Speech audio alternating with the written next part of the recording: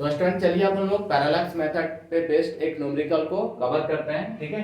तो क्वेश्चन है the moon is observed from two diametrically opposite points A and B on earth, ठीक है। यानी कहने का मतलब है कि ये हमारा क्या हो गया, अर्थ हो गया, और ये अर्थ का क्या है, डायमीटर है। यहाँ पे एक पॉइंट है ए और इसके जस्ट अपोजिट एक पॉइंट है बी, और यहाँ पे हमारा क्या है, मून है, ठीक है। ये हमारा मून हो गया।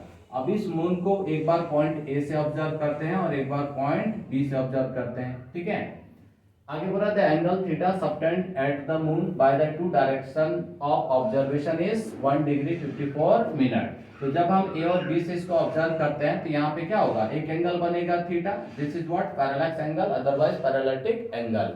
और इसको हम लोग किस में हमेशा मेजर करते हैं, इन रेडियन। तो ये आपको थीटा दे दिया है ना। गिवन यहाँ पे क्या है, theta equal to 1 degree 54 minute, clear friend.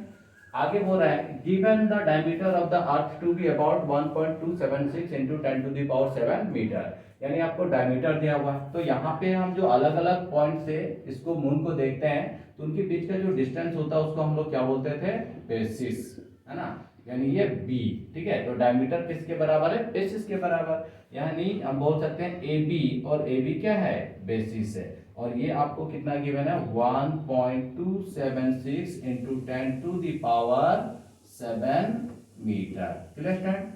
आगे बोल रहा है compute the distance of the moon from the earth, यानी आपको डिस्टेंस निकालना है। तो यहाँ से ए से मून का डिस्टेंस को हम लोग क्या माने थे, डी माने थे, है ना। इट मींस आपको फाइंड क्या करना है, डी फाइंड करना है, क्लियर है। तो हम लोगों ने फॉर्मूला भी देखा था, क्या फॉर्मूला हम लोग देखे थे कि जो थीटा होता है वो क्या हो जाता है, basis upon distance of the star, यानी basis means what, B upon D. क्यों यहाँ पे बेसिस, क्योंकि हमने सारा एज्यूम्पशन देख लिया है पैरेलैक्स मेथड में, है ना, क्लियर है। तो इसको लिख सकते हैं theta equal to B upon D, it means D equal to B upon theta, clear friend. अब यहाँ पे सारा टर्म्स को रख देंगे। तो देखिए बी का वैल्यू आपको पता है, बट आपको थीटा नहीं पता, यानी थीटा आपको किस में लिखना है, रेडियन में, लेकिन यहाँ पे किस में दिया हुआ है, मिनट और डिग्री और मिनट में, ठीक है। तो देखिए सबसे पहले कि 1 जो डिग्री होता है वो क्या होता है, 60 मिनट के बराबर होता है। यानी हम बोल सकते हैं कि जो 60 मिनट है वो कितने डिग्री के बराबर होता है, 1 डिग्री। तो 1 मिनट कितना हो जाएगा, तो 1 मिनट इक्वल टू 1 अपॉन 60, ठीक है, इतना डिग्री। तो आपको किसका निकाला, देखिए यहाँ पे पहले इसका निकाल लीजिए, फिर दोनों को ऐड कर दीजिएगा। तो 54 मिनट का निकाल लेते हैं। तो 54 मिनट का क्या हो जाएगा, 1 अपॉन 60 इंटू 54, तो आपको मिलेगा 0.9 डिग्री, क्लियर फ्रेंड। यानी 54 मिनट को हम लोग क्या लिख सकते हैं, डिग्री में 0.9 डिग्री। तो ये पूरे का वैल्यू आप फाइंड कर लीजिए, ठीक है। तो पूरे का वैल्यू यानी आपको थीटा, तो थीटा इक्वल टू क्या, देखिए 1 डिग्री और 54 मिनट, तो 1 डिग्री प्लस क्या हो जाएगा 0.9 डिग्री, है ना, यानी 1.9 डिग्री। ये आया क्या चीज, थीटा। बट ये थीटा किस में है, अभी डिग्री में है, बट आपको किस में लिखना है, रेडियन में लिखना है, ठीक है। तो चलिए हम लोग इसको थोड़ा सा और बढ़ा लेते हैं, ठीक। आई होप ये समझ में आया होगा।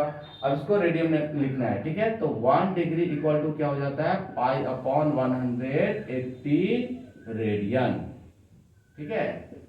1 degree equal to pi upon 180 radian. तो यहाँ पे देखिए ये पूरा यानी थीटा इक्वल टू 1.9 डिग्री है, तो इसको हम लोग क्या लिख सकते हैं, 1.9 into pi by 180 radian, clear friend.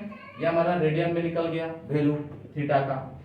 अब इसको यहाँ पे क्या करना है, रख देना है। तो चलिए, तो therefore d equal to b, b is what, 1.276 into 10 to the power 7, ठीक है, अपॉन थीटा रेडियन में। तो रेडियन में कितना आ चुका है, 1.9 इंटू पाई अपॉन 180, है ना। तो पाई का वैल्यू रखेंगे, सारा सॉल्व करेंगे, तो देयरफॉर d इक्वल टू आ जाएगा 38.54 into 10 to the power 7 metre, ठीक है स्टूडेंट। ये आपका क्या आ जाएगा, आंसर। आई होप समझ में आ गया होगा। तो जो भी हम लोग थीटा लेंगे वो हमेशा किस में लेंगे, रेडियन में लेंगे, क्लियर स्टूडेंट।